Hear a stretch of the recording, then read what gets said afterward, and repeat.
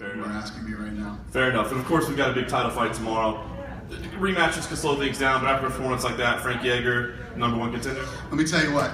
Me and probably everybody in here thought this fight was going to go down where Chad Mendes was dropping bombs in the first round, chasing Frankie around, trying to knock him out, and Frankie would try to wear him out and gas him into the later rounds.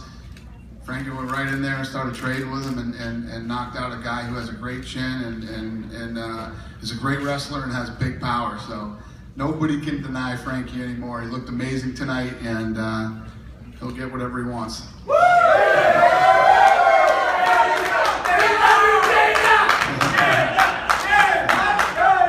Very nice. Frankie, obviously, probably one of the best wins of your career. I mean, I know you've been a part of a lot of big fights, but an excellent performance by you. Where does this rank, and did you ever envision a way that you could win this with a first-round knockout? Yeah, I always prepare for battles. I always get my mind right that I'm going to walk away with a bloody nose and stitches. And that's just how I like to prepare. I mean, just to mentally get right. But it was nice to walk out of there unscathed and with a KO. Especially because everyone was talking about Chad's power. Of course, there's something I had to worry about, but. Like I said, I got a little juice too. I asked you before the fight, if you had a preference, whether you'd face Aldo or McGregor, so you had something to worry about. But now that you've got to win, you're in that driver's seat. Is there a guy, whether it be because you think your style matches up right with them, or because it's a guy that you'd rather fight? Is there one that you would really prefer to fight? It really is. I look at it like Aldo. I'd be nice to take it from Aldo. Since he's had been on top so long, and we had that close fight. He got the W. But then again, McGregor's a big money fight, so for me, it's win-win, either one. Money, baby. And last thing for you there, certainly there are scenarios where those guys could fight twice, close fight, whatever it may be.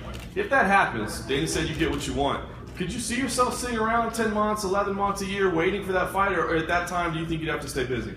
Yeah, I don't know, man. I don't want to sit around for nothing, but I'm not making any decisions until I know what's going on. They were going to get it, so I assumed if I beat them, MMA man, I should get it, right? But I know if I just kept putting myself in this position, I couldn't be denied, and here I am. I got it.